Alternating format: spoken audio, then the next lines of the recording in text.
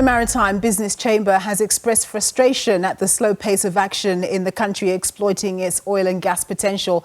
If this potential is invested in and converted into economic activity, it has the potential to make a meaningful contribution to economic growth and job creation. Well, to tell us about what the potential is and what they believe are the factors holding back the country from advancing in this arena, I'm joined by Unathi Sonti. He's the Executive Chairperson at the Maritime Business Chamber. Thank you so much, Unathi, for joining us. So over time, we've heard news items here and there of a gas find here and an oil potential there and so on. But just tell us about some of the potential oil and gas opportunities we have in South Africa, particularly along the coasts of the Atlantic and the Indian Ocean.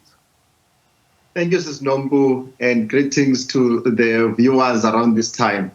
Indeed, South Africa has got a great potential around, the Atlantic and also within the West Coast as well, with regards to the potential of, the oil deposits that we have. And if we look at, the magnitude of the investment that our current neighbors, are currently putting forward, it shows you that is the same level of a potential that we have as a country that currently, imports a majority of its crude oil and refined petroleum products. So with this potential, it obviously requires investors to take the risk and explore what's there. We know that there's been an appetite to pursue projects because, of course, we heard about Total Energies having, plugged about $400 million into an investment, but they decided to withdraw. What do you think? At such a late stage, after having begun exploration, why would a company decide to withdraw from such potential? Obviously, it's the current, issues that we are facing in the country. As we know, as you have put it, that talks to, Block 11B and Block 12B.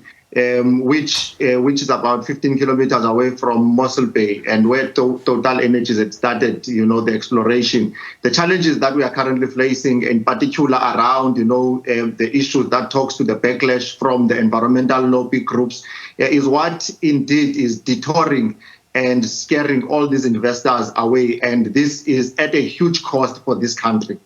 So the government of the Sixth Administration seemed to be encouraging the exploitation of the country's oil and gas resources through proposed legislation. But as we've discussed, there doesn't really seem to be that much materializing. Do you think that there's more that they could do perhaps now in the Seventh Administration? Yes, indeed. One, we have seen the acquisition of SAPREF by the Central Energy Fund, and of which we believe that is heading towards the right direction for this country in terms of refineries. But in terms of the exploration of offshore oil and gas, we know that currently there is the upstream bill, the upstream bill, which is currently sitting in the office of the president.